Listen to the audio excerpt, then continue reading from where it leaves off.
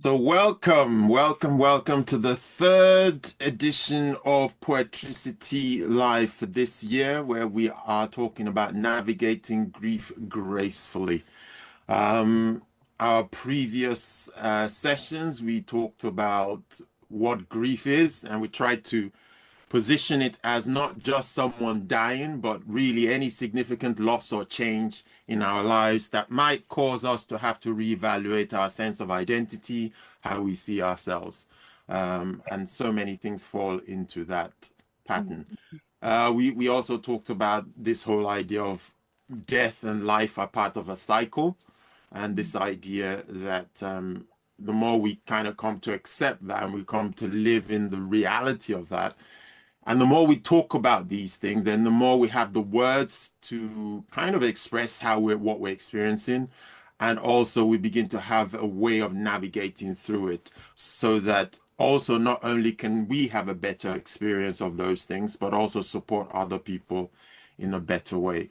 Um, so today we're really going to now look at the R part of the framework, which is recognizing the process. So we're going to talk a bit about how um, grief can show up, and there's so many ways. There's no one way for that to happen. So we'll just see how we go. So I'm going to put this piece.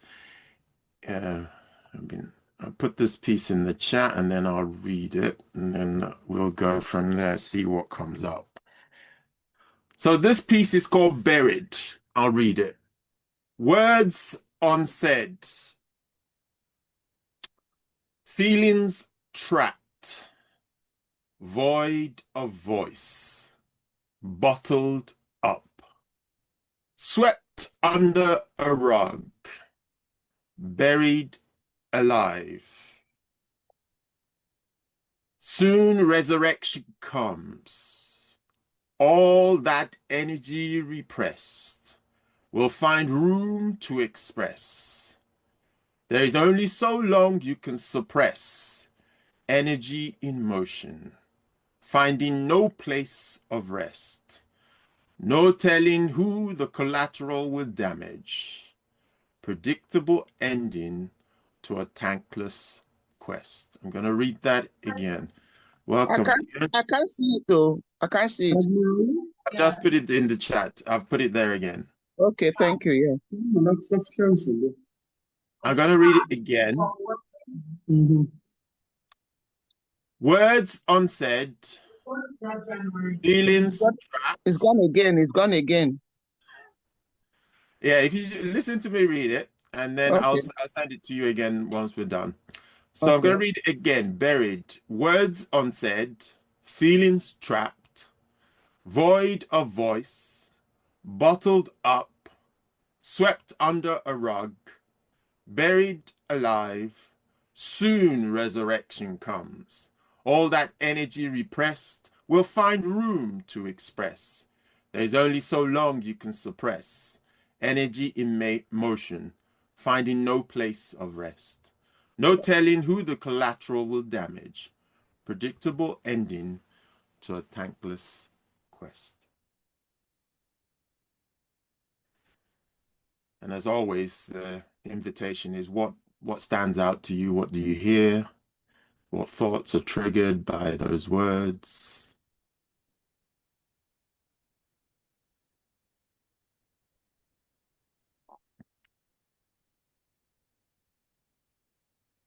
I could see it. I'll be able to go through it. What's suppressed?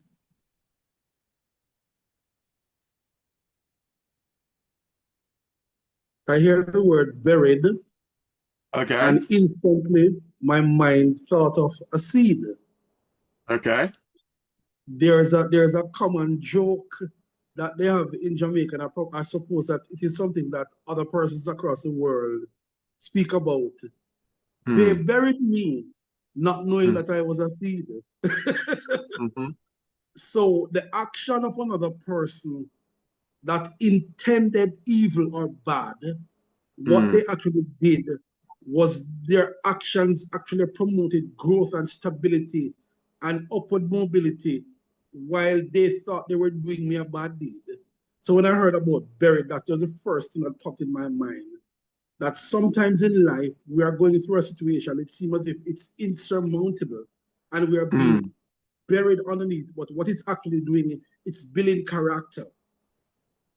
And out of that which seems insurmountable comes life.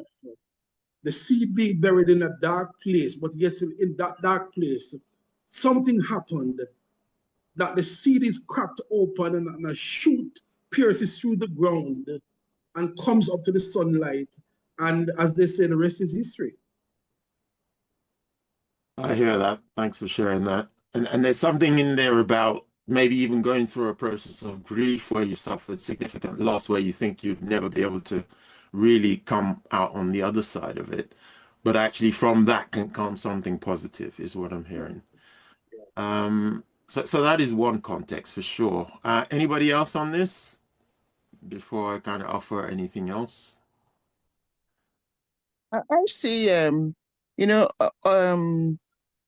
that's all that energy repress, find room to express.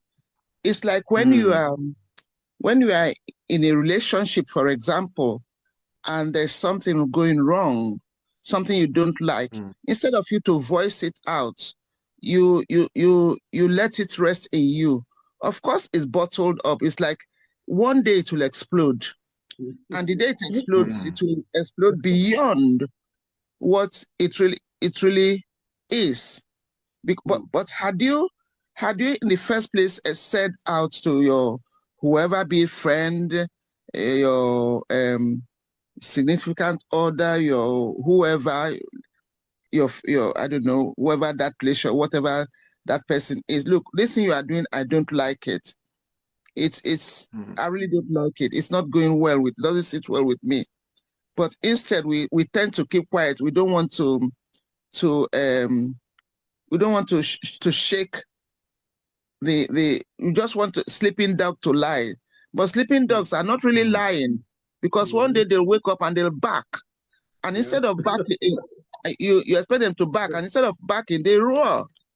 Whereas had you said to them, dog, no, don't bark like this, I don't like it, it wouldn't have escalated to the day it erupts. It's like in a relationship, in a quarrel, you and your husband or your wife, you are bottling it. Women, we tend to do it a lot. We expect that person, our partner, our husband, to read, to understand. He should have known better. You are not raised in the same house. So what's the way your parents raised you is not universal. My upbringing is different from my husband's upbringing. Yeah, we are together now, but I don't know. Say, for example, I remember somebody saying to me, oh, that in their house on a Sunday morning, the top breakfast was fried egg and baked beans and this and that and that. So when she got married, she on Sunday morning, she would do her husband baked bean, fried bread. He will enjoy it too. Then about an hour later, I said, what's for breakfast? I said, what for breakfast? When I've just done this super, the top breakfast for you. Until she realized that, look, what was top in my family wasn't top in his family. Yeah. The person was an Agboro child. Give him, bread and butter and fried. But in the end, you have to give him Pumakata. When you go chop belly full in body strong. Then you not say don't chop. You have to interpret to us what's a Pumakata. When I use word onomatopoeic, when you don't swallow, when you don't swallow fufu or apple, you don't enter your body strong. You don't take and lay foundation. I be Pumakata. You don't. Okay. I get it.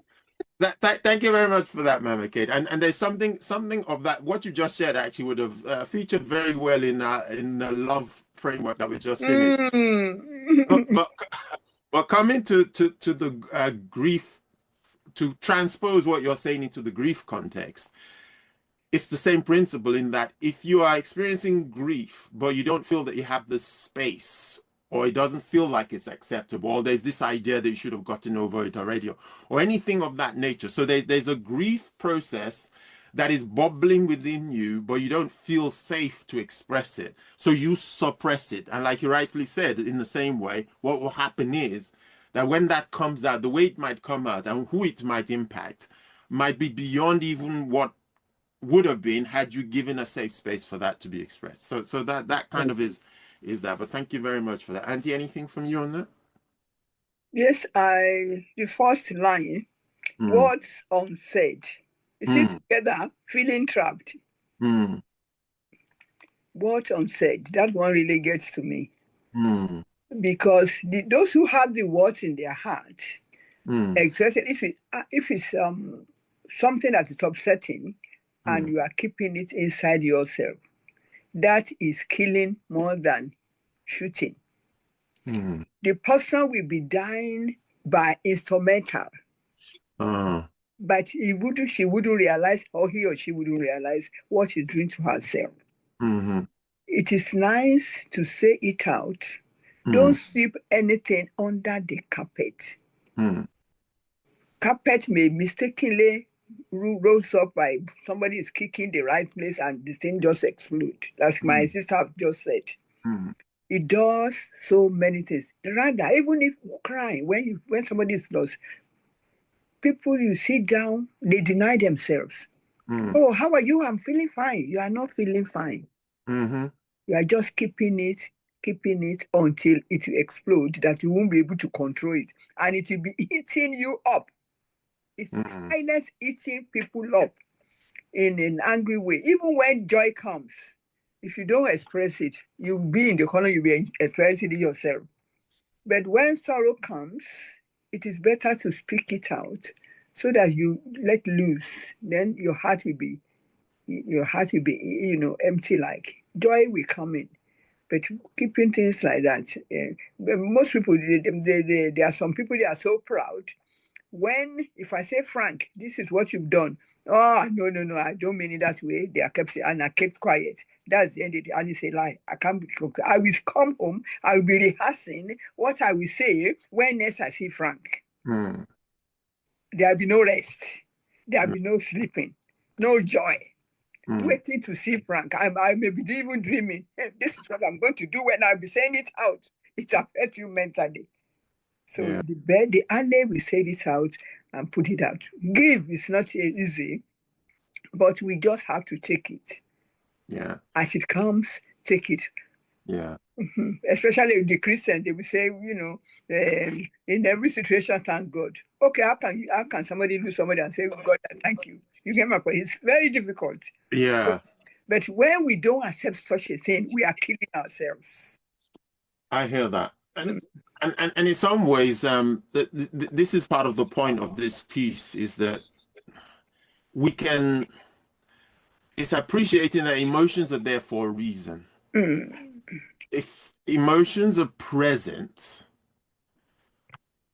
to give it expression so that we don't bottle it up, because that energy that is within or around that emotion is still there. You've not given it space to process. Therefore, ultimately, by bottling up, it's almost like this Coke effect. You shake it, and then when you finally find an opening, you'll just go. Yeah. Explosion. Yeah. And then what will happen is that's going to hit, and that's going to impact more than might have been impact if I'd given a safe outlet to just come out. Antho's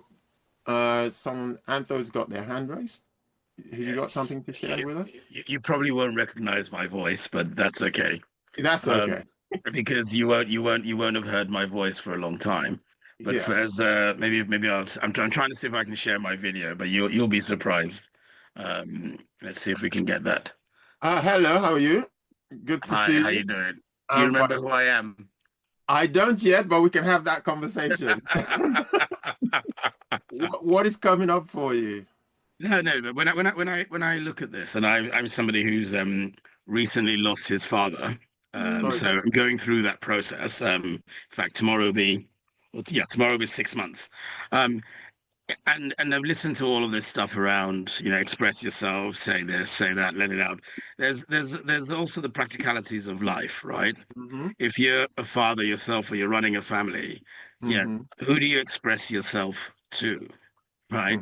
I can't go to work and express myself, otherwise I'll get fired from work, right? But Mm-hmm. also we make it sound as if grief is homogeneous in terms of everybody handles it in different ways. When I first found out my father died, I was actually on the phone here and somebody called me and said, "Oh, your dad's just died." I actually just put the phone down and went back to sleep.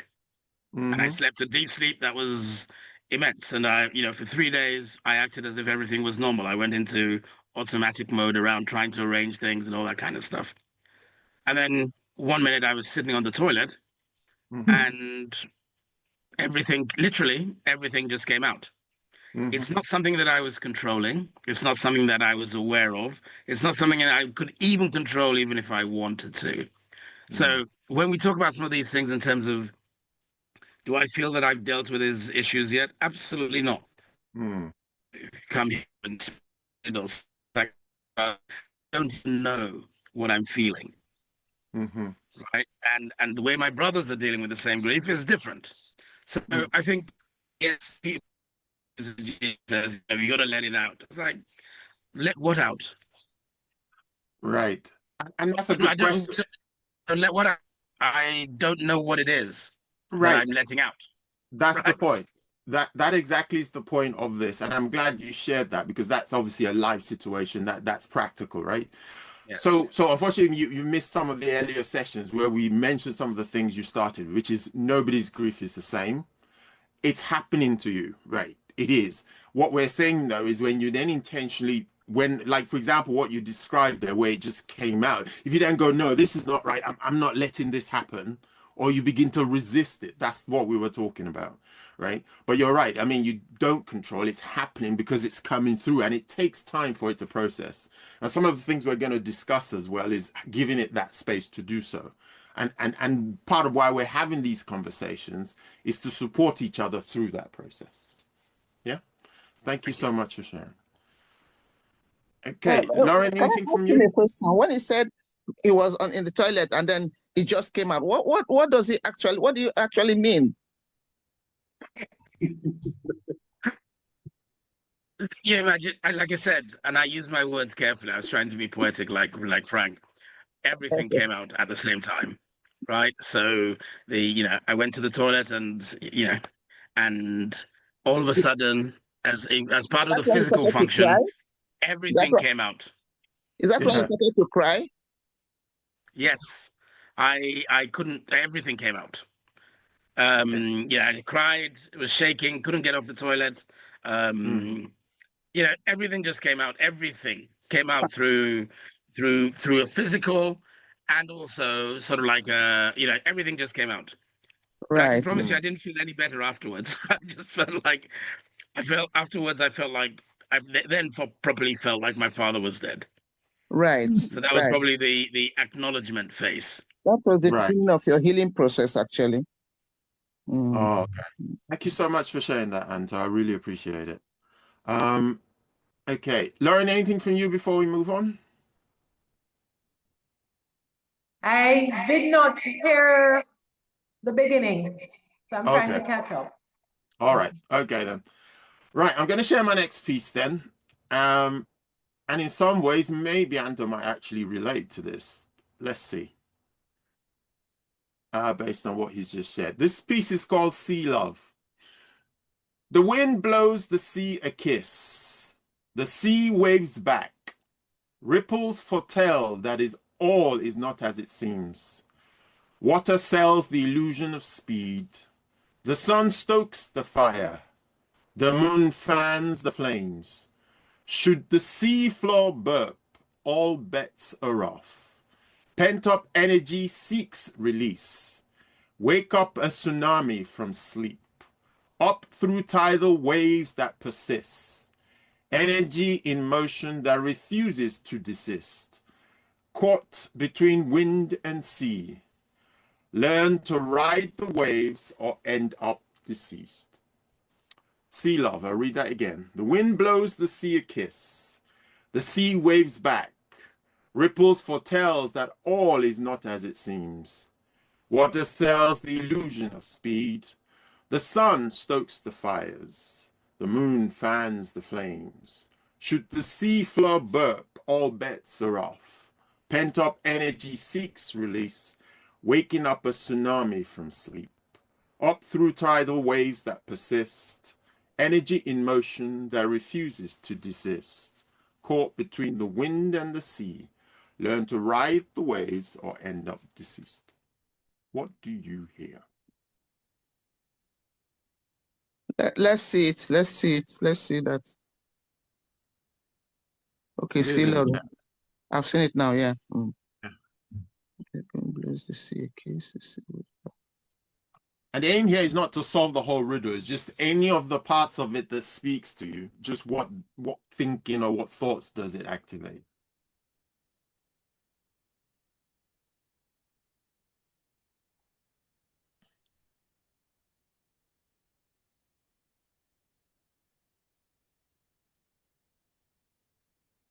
I saw everything working together. Mm-hmm. Sea, wind, sun, moon, I think. Mm-hmm. Yeah, there was a working together. I hear that. Thank you. See pent-up energy seeks release, waking up a tsunami from sleep. Yes, that's what some energy does. When it's so bubbled up, when it's bottled up and like it's in a keg, you know, then when the lid is off, because is a what's the word now? Is the energy that actually blows the lid off. And when it explodes like that, then tsunami surpasses the word explosion, because tsunami is explosion like a million times. I didn't even know the word tsunami existed until the tsunami that happened in, what was it, 20 something? That tsunami one Sunday, Christmas Sunday, where in that way. So I had to look, anyway, in the end, I knew what it was. But if I had done geography, I didn't see it when I was doing geography. So it's the bottled up energy that blows out the lid of that keg, and it releases all that bottled up energy that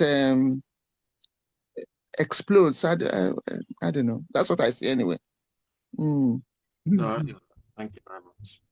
So there's something around energy being released and then expressing. Anything else from anyone else?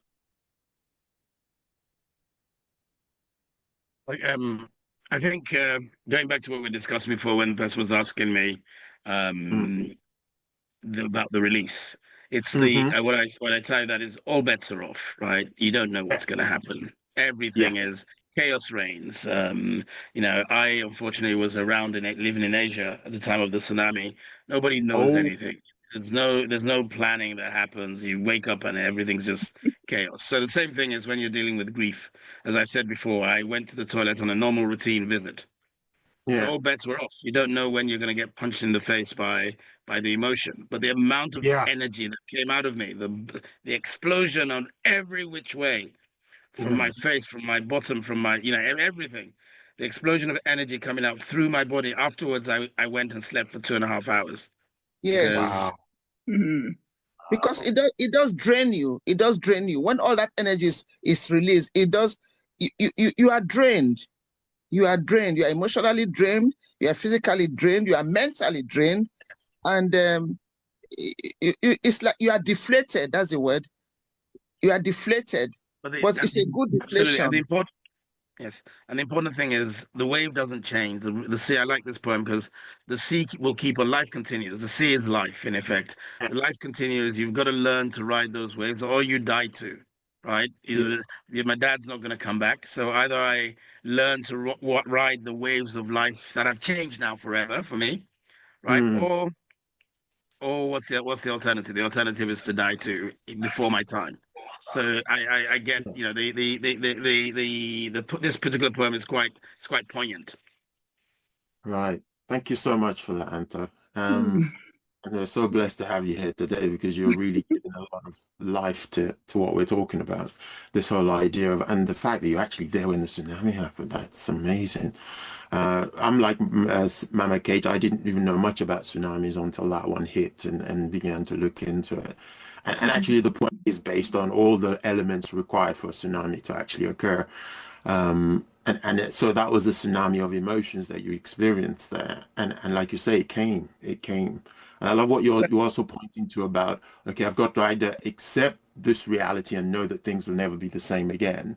And then how do I navigate that version of life where I accept and that is a process that just, it's not a switch. It's a process that's gradual. And that's some of the things we'll be covering in the rest of this framework when we talk about integrating the wisdom, embracing a new identity and finding purpose in your grief. So thank you so much. Anybody else on this piece? Yeah, can I just say something? Because I too have experienced grief, and in one and with me it was the loss of a child, and well, not amongst other things, but I've had, I don't know. First of all, I experienced grief. The first time grief hit me was when I was quite young, with the death of my mother. Our mother, was in boarding school then, and suddenly her letter stopped coming and everything, and the little pecks we used to have from your birthday will come, a small who will send you. In those days in Nigeria, our mail still works, so there used to be this biscuit, probably before people were toffee. It used to have one in a round tin with a boy sitting down there wearing some sort of aristocratic velvet suit. You will receive that. Mom would send that to me in school with a packet of biscuits, which was, we're top brass, man. We're not poor man's children. We're something else, Then all that stopped and everything. But then I would say, because I was young, it first of all, I felt like a freak because there was nobody else in school I thought who had lost a mother. My big sister and I. And the nuns, because it was a Catholic boarding school, the nuns were kind. They were Irish nuns, what we call the handmaids, the holy child nuns. They came from Ireland, majority of them, as they do, and some from America. Then they tried. They really tried. They tried to. But anyway, I would say that I overcame that sort of quickly because I had youth on my side. And my mother's sister, they used to come to us at home and spend. Luckily, the big one and the junior one, they're both widowed at the time, so they could afford to spend 6 months with us. And then when we came on holiday with my father, who was 50 years old, my mother died at 46. And then there were 4 of us: my big sister, myself, my brother IB, and my sister Ekama, who they were about maybe 7 and 5 or 7 and 4. Yeah, my sister was very young then, my youngest sister. Anyway, that passed. Then I lost a husband. That was in 2005, August 2012, August 2005. That again was a hit below the belt because it was only 67. And to my mind, we're going to age, to grow old together and quarrel together and live together and laugh together and quarrel together. But all of a sudden, that one went to, okay, we lived, we went on. Then I lost a grandson. He was stillbirth, our baby Noah, at 10 days to when he was due to be born. My daughter actually is blessed to be alive because it was placenta previa, whatever, and she was bleeding internally. So the poor boy actually drowned in his mother's blood. Oh, that's but for the intervention of God and the fact that we're in a medical world, we could have, I didn't know what placenta previa was. I didn't know, but then you learn that one. But that's what. But then the greatest was the loss of my child. All the others were painful, though, don't get me wrong. But the one that hit me below the belt that really stabbed me was the loss of my child in 2014. You know, she was only 33, diagnosed with ovarian cancer. We don't have a history of it. The doctor oncologist said it was sporadic. It just threw itself out. He didn't know where else to throw itself out but on her, you know, and all that. So, but what I'm driving at is then I learned to cope, to divide my life into pre 2014 and post 2014. So my life pre 2014 and my life post 2014. So that's the way I've been able to handle it, to manage it. You know, that's the way I've been. So you hear me talk about pre 2014, pre Ekama, post Ekama, and that's what I mean. And that's where I'm able to handle it. You know. Right. Thank you so much for sharing that. Yes. So well, just a quick one. Two things very quickly. One is, why do you think that hit you more than all the other ones? If you had to maybe synthesize it very quickly, what do you think was there that made that one hit you so much? The fact that she was the youngest of my 3 children. She was my baby. She was very smart. And from the age of 7, that girl knew what she wanted to be. I never had to tell her, go and read. She paced herself. She knew what to do. She went to a free paying school. She had scholarship pathway. Headhunted when she went. She did law, by the way. English law, European law. 1 year in where was it? In Holland, and then America. Here, The Hague. That. I mean, so she has so much promise. She has so much promise. She was full of life. She was one of these lastminute.com child. I wake up in the morning, there'll be a note on the fridge. Mom, I got a lastminute.com flight. By the time you wake up, I'll be in Luton. And my flight is this, the hotel room is that, then I'll see you on Monday morning. She's off. That was her. You know? So all of a sudden, it was like the carpet was pulled from underneath my feet, you know? And it was at a time when I had retired, because my husband died like 9 months before. How old was I? I was 59 and a half years. I was going on to 60.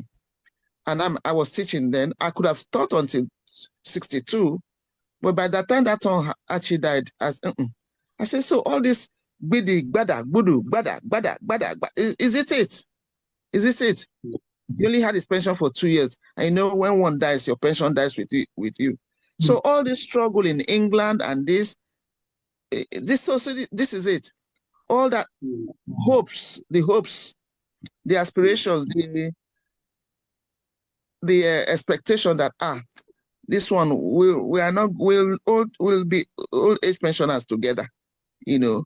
We'll quarrel, yes, we'll laugh, so part and parcel of life, you know. So so this is it. I said, I'm not going to struggle like, I'm not going to. When I told them in school, you have to see the, what do you call them, PR or whatever. I got to say, look, I'm retiring, I'm 60. Why are you going at 60? You could go to 63. You haven't done 25 years. I say, do. Whatever it is you have for me, give me. Let me go and chop it now. Oh, but if you just extend it, I had nothing else to give. I was deflated. I was drained. Physically, emotionally, mentally, I was drained. I hear that.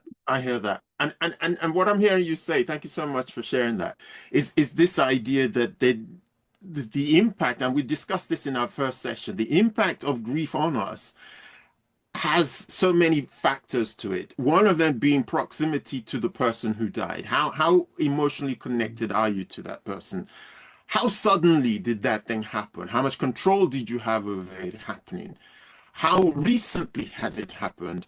And then this whole idea, and what I hear you say is this idea that actually make assumptions about the future, about what someone is going to achieve in the future. And we sometimes miss what's happening right now today. And we put all our hope and our promise in the future when we don't know that future is not guaranteed to us. So I'm hearing that actually that all these events now begin to put life into context for you, that you began to realize, well, actually, maybe I should start living this life now, because I've seen examples around me where we have made assumptions about the future that turned out we didn't experience or we didn't get to. So, and this is the reason why I want us to talk about these things, because I think death can teach us about how to make the most of the life that still is here. And that really is, thank you so much for sharing that. Anybody on this one quickly before we move into the next? Thank you very much. For those who have shared, we have gained a lot. The only thing I will pick now is the summary. Learn to ride the wave or end up deceased. Life itself is a strong wave. You either decide to navigate everything and live, or decide to end it and bury your head on the sand when you don't know what to do. This life is the way it comes. You have to make up your mind. Your mindset is very, very important in this life. You have plan. You have planned your life for, especially the clever ones. They will plan, this is when I want to do, this is what I want to become. When it doesn't work out, are you going to bury your hand on the sand, or you want to say, let me try another way? When we decide not to try others, when we decide not to let the winds blow us away, that is the end of our own vision. But when you want your vision to speak, you will think, okay, this one failed. What am I going to do? Fail, the meaning of fail is first attempt in learning. Fail. So don't sit down on that you fail. You have to move on with the wind so that you will go to where if it's not going to where you are going, find your way and go where you want to go. That is how we can enjoy this life. Life will just change everything and tie you down. You won't be able, it can bring a mental disoriented. There's nothing it cannot do to our lives. When it comes, let us take it quickly and sit down and say, how can I improve? What do I want to do? I want to live. I don't want to die. I want to succeed. This is what I'm going to do. It's quickly to make up mind. Otherwise, that will be the end.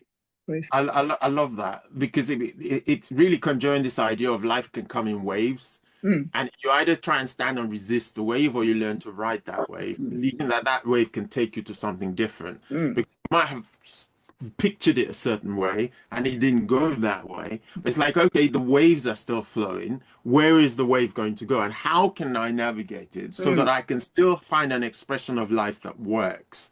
Right? Because it doesn't, deceased doesn't necessarily mean you're dead, but it could mean that actually you are living, but you're not living. So you are present, but you're not enjoying the aspects of life because you've kind of given up and thought, what's the point? Right? So there is an essence of like a life that's striving because you will learn to ride the waves rather than trying to resist the waves and then ending up, being buried. All right. Anybody else on this quickly before I move on? Yes, I like this idea. In fact, the way you put it makes so much sense, because grief or mourning or loss actually teaches us to or if you want it to be not to be wasted, teaches us to live today and forget about what will happen in 10 years time. Live today, enjoy today. That's why young people like us are flying high. We live today, and like I lost a friend, Auntie Stella, my friend Stella in IGC. We're friends for 30 something years, and she died during COVID. I mean, if you saw Stella, if you knew Stella, she was the last person you will associate with death. But Stella lived. At that time, I used to tell her, "Hey, Stella, it's too much. Say, leave me." Now, glad that she lived the way she did. Oh, thank you so much for sharing that. Lived life. She liked to dance. She liked to look good. She suffered as a child. Her parents who didn't have it. She had to go and live with this auntie to be a baby nurse so that they can pay her fees and this and that. It's not that the father didn't have them. He could have tried, but the father's sister said, "Don't train your children, because if you do, when they grow up, they'll know their mother," and so forth. And so, some family, some cultures are matrilineal, and they are matrilineal, and we are matrilineal where I come from too. So when Stella could earn for herself, she didn't look back. She did not look back. Yeah. She did not look back. And thank you so much for sharing. But when she passed at COVID, thank God she lived the way she did. That is so powerful. Thank you so much for sharing that. And again, this is part of the point of doing this series, is kind of what can we learn from death that will help us live the life that we don't regret. Thank you so much. Okay. Right. So I'm going to put the next piece in here. It's called Honestly Human. If you've got background noise, if you could put your let me talk to them on mute, please. Right. Okay. So this is called Honestly Human. Honesty about how I'm feeling, knowing it's part of being human. Acknowledge from my center of awareness, connected to the essence of my experience. Empathy for all those who have the same, experiencing what it is to be human, connecting us all as one being. I'm going to read that again. Honestly human. Honesty about how I'm feeling, knowing it's part of being human. Acknowledge from my center of awareness, connected to the essence of my experience. Empathy for all those who have the same, experiencing what it is to be human, connecting us all as one being. What are you hearing? Saying that we are all the same. Human, we are all when the cookie crumbles, bottom line, we are all human beings. There's a connection. You may be the prince or top, I may be the nothing, but when we bleed, the color of our blood is red. Whether you have blood or pink blood or high color, white color or blue color, whether you are royalty or poverty, when we bleed, what comes out is blood. The color is red. Yeah. The kings don't have purple blood, and then the nobodies have green blood. Same. What does that tell me? We're all the same. We're all the same. I hear that. Thank you so much. When there's a saying in my language that says that the rain does not select where the roof to fall on. When it rains, it falls on everybody's roof. Whether you are in the palace or the roof of a mud house. When it rains, it will fall. It will not choose. What am I saying? What I'm saying is that when life happens, I can't go here. it's Buckingham Palace. Let me go to the poor man. It will strike on Buckingham Palace today. It will strike on it will strike on the middleman place today. It doesn't pick and choose. It strikes, it strikes. So we are all united. We are all the same. I like that. And this idea of empathy for those who have the same. Yeah. Because I'm going through it. When I see somebody else who's in that position, I think I understand. I go near them. I stand by. I say, look, brother, sister, hang in there. I like that word, hang in there. Just hang in there. And that's why, as a Christian, I like the idea, what the woman with the issue of blood who said, if I can just touch the hem of Jesus's garment, just not the whole thing, just the hem, the tip, I'll be made whole. Hang in there. Yeah. Hang in there. Thank you very much. If you've been through it today, look at me. I survived it. You will do the same if you just hang in there.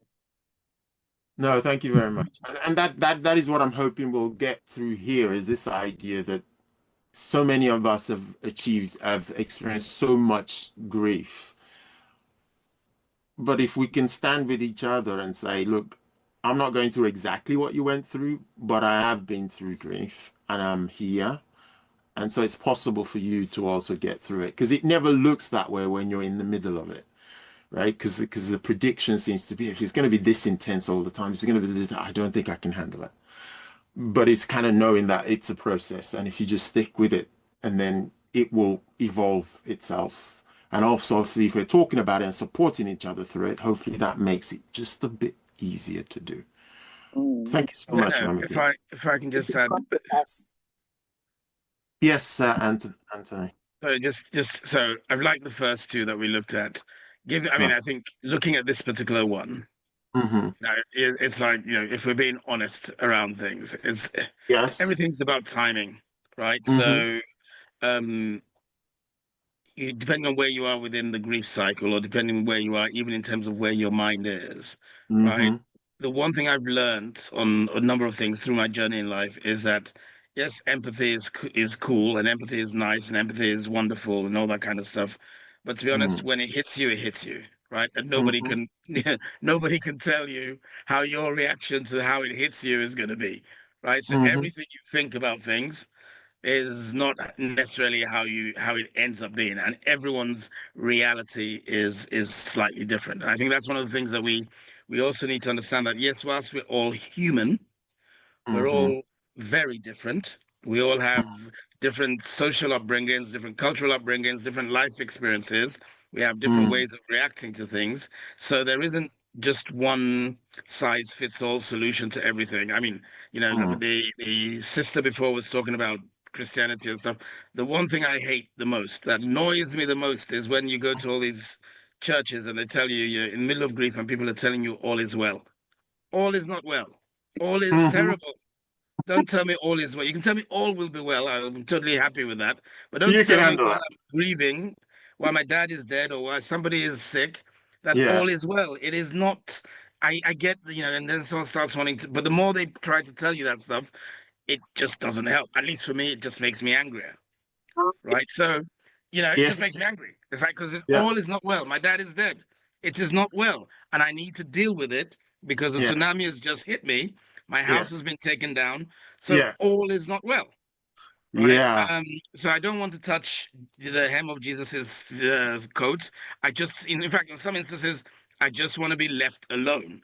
Right? I want to lock myself in a room, hug my pillow, and cry my eyes out. And I don't need anyone telling me that that's unhealthy. That's what I want to do. Yeah. Right? So empathy and all of these things, sometimes it's also about just understanding that, yes, you need to keep a watch on people so they don't kill themselves. Yeah. But people need to be given space a little bit. Especially when I look at our West Indian, African American culture, where family is everything, and they want to impose, go and sit with the person, make sure they eat. The last thing I want to do at that point in time is someone asking me, have I eaten? Right? Just leave me for a few minutes. Right? Just understand that I just need to deal with stuff. And as Africans, that's your own nature. No, but it's not just mine. I say this in general. Okay. That's why I said before, everybody is different. Yeah. Yes, that's it. Everybody has a different way. People Yeah. get offended when people act in a way that is not, you know, I like to, you have to speak to them, you have to entertain them. I don't want people to come and eat in my house when I'm grieving. Just leave me alone. I'm not buying Right. you food. Bring your own food, right? Leave me Oh, alone. okay, I'm gonna step in there, Tony, because I Yeah. want to respond to some of what you've said, right? And thank you so much for sharing what you've said. So actually, what you're saying is where we're going, right? Mm. Is this idea that the reason why we're having this conversation is because I know that sometimes people get uncomfortable with other people's grief, so they try and do everything they can to cheer you up and not have you look sad or not have you go and lock yourself in your room and cry because somehow to them that feels like something is wrong. So it's the whole point of this piece is saying honesty about how you're feeling, whatever that Mm. feeling is, right? So the idea is that can you give someone the space to feel what they're feeling without trying to tell them it should have passed already, it shouldn't be, or why is it that much, or Mm. cheer up, or any of that. So it's the understanding that, look, this thing needs to process, this thing needs to move its way through the system of who you are. And therefore, I spoke to someone recently who was saying they had to literally distance themselves from some of their family Mm. because of this idea, oh, you got to be strong, you can't be this, you can't be that, without recognizing. That's what I'm hoping, that by us having these conversations, we will equip more people to be able to hold space for people who are actually grieving and not make them feel like what they're feeling is not valid. We're trying to Mm. normalize the experience of grief, not make it something that is like, oh, and you're supposed to be a person of faith, why are you having this and this, like you say, oh, it's just, well, so that you don't want to be grieving. No, it's not. There's something that is moving through you and it needs to be allowed to move through. Mm. That is kind of where we're going with it. So thank you very much for sharing. I, it's interesting what he just said, Yes, in Herbert. that I do speaking engagement from time to time, and something that's similar with what he said is that you have to get a feel of the room. And likewise, you have to get a feel of where the person is at. Because while that may be his reality and his scenario, there are other persons who, even though you're saying, okay, I'm going to leave now, they're like, please, can you stay another hour, or can you call your mother and ask her if you can stay the night, because I just don't want to be alone. So there is no right and wrong, really. It is dependent on the person and what is happening to them, where they're at. Because while one person is wanting to be alone, another person is wanting to have company, to probably have a conversation that will detract or take away from. But the thing that popped in my head while he was speaking was Job's friend. It says the friends of Job arrived to comfort him during his suffering. They sat with him on the ground for 7 days and 7 nights, and And no one spoke a word. yes, Yeah, but which is interesting actually. So there's people who are with not speaking, there are people who are with speaking, and there's people who goes give him space. Mm. So we're saying, I love what you said there, Herbert, about reading the room and understanding. I think one of the things that will guide us best is this idea that, am I doing this because of my discomfort, or am I doing this because that's what this person needs right now? And where am I getting the lead? Am I imposing what I think this person needs? Or am I asking them, how can I support you in this time? What would actually be best for you right now? Because I understand you're going through this experience. So that is another aspect of it where we can take our lead. And we're going to do a whole section really on how to support people in grief anyway, where we'll go a bit more into that. Auntie, were you going to say something? I just have a word to drop because I know the time is going. Yeah. The people, the way they grieve is different from one another. In my own case, if anything hits me, I don't tell nobody, because I don't want to be talking when I'm just like Anthony. I don't want to say it when I will be crying. I rather don't say it at all, because I've seen somebody, a family of mine, dead in Nigeria, and some people are still gathering prayer. They still calling me, we still pray, but the person is dead. I didn't say a word because I don't want them to bombard my brain about all these things. Like Anthony, that's the thing. It depends on, I just keep quiet. So when I'm ready, if something hurts me, when it's way down, when I'm free, then I can discuss about it. Then I will smile. I don't want to discuss what will put me down. Right. And that's another approach to it. It's like when you need space. And sometimes it's not even different people. It might be the same person just going through different stages of the grief. So there's a point at which they want to be alone. There's a point at which they might want company, and there's a point at which they may be ready to talk about it, and points where they don't want to talk about it. So again, it's recognizing that this thing shows up the way it shows up, and we are there to support people through it. Wow. Okay, we are we are out of time. Yes, of course you may, my dear. Oh, let me turn it up. Okay, we can hear you. So on the same topic, things people say or do to give support. I know that when persons say like they would say, I know how you feel. Some people get offended by it. So yeah, so it seems as if you have to be careful what you say, right? Where that is concerned. If there are some things you probably won't be able to relate to of such, but because of cliche, you just say, I know how you feel when you have never lost someone close, or so people will get offended by that. And I remember my cousin said, so my cousin died, and her daughter was just expressing how she felt, and she was saying that she gets real upset when persons say, be strong. And then I was saying, but what's wrong with saying, in my head, I didn't say it to her, what's wrong with saying, be strong, But she said it just gets her so upset when people say, be strong.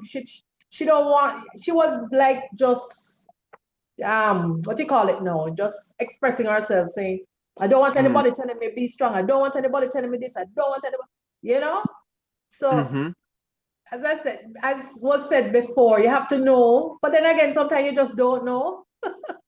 Well, and this is the point, because you see, we're often going back to what Anthony was saying earlier, where they say, oh, it is well, or be strong. Yeah. The idea is, okay, the experience you're having right now, we don't think you should be having that. You should be having a different experience, which is you should be positive. You should not be feeling this way or whatever. So it's kind of important to understand that sometimes when you're saying those things, yes, you're coming from a good place. Nobody says those things to hurt somebody, but it's being appreciative that you have to acknowledge the experience they're having first before you can speak to it. Rather than maybe go, oh no, because what we want to do is normalize the fact that this thing that you're going through is not an easy experience. And the emotions that are coming through you are coming through for a good reason.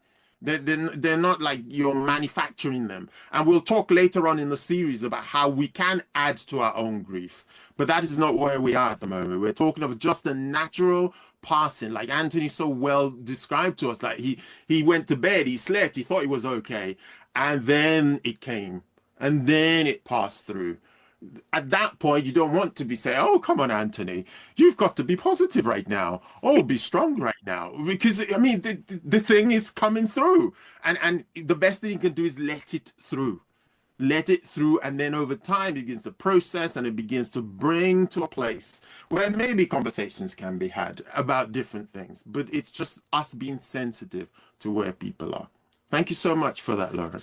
Daya, were you going to say something quickly before we finish? Let me just say the last thing in my mind. That grief comes in waves. 1 minute you got it, and then 10 years down the line, you are walking up this, start to cry. It comes in waves. You think, oh, I've got it. You haven't gotten there. You probably will never get there until the day you yourself die. Thank you very much for that. And that's why I brought the sea love into it, because that was the metaphor I was trying to invoke, that this thing comes in waves. And if you stand in for it and said it shouldn't be, you're the one who will get swept under. It's kind of like learn to ride those waves. That is the point. Thank you very much. Daya, were you going to say something? Yeah, thanks a lot. I think you've sort of covered everything I was going to say. I really enjoyed all the contributions. But just to butcher some of the points you made earlier, because I've been to, and I won't go into example because of time, but I've been to a situation where my mom passed away some 20, 30 years ago. And I knew how I grieved that, where it was like, I couldn't even, it was so horrible. And if my brother, younger brother, passed away like 6 years ago, and having passed through that maybe grieving process when he was ill, to a point where when he passed away, I wanted to celebrate him, and nobody's going to know what's in me. Like you said, it's quite, you're never going to know how people want to be, how people want to be accepted, how people react. They don't even know themselves, like Anthony said. It changes, So I think for us, really, it's more, and I like the point we put in there, that recognize that people will never, I don't think they ever get to a place where they will know how to console you, how to, they will never get, they will try, but it's just going to be tricky. So I think for us is to accept that our humanity, that we will never, people would respond based on the experience they've had or the way they perceive or different things. And us knowing that they will not get it right. And I know we can get angry, maybe we'll try not to get angry, but know that people will be people, Like so that, we have to, and work with they're trying to help us. It's let them know, because I know someone who passed away recently, grieving, she let people know how she felt. She voiced it out. This is how I feel, everything. So people knew where she was, her position. Maybe that might change, but at least they know where she is. And so they can relate to her that I just want to be happy. And they were, okay, great. We'll work along with you on that basis.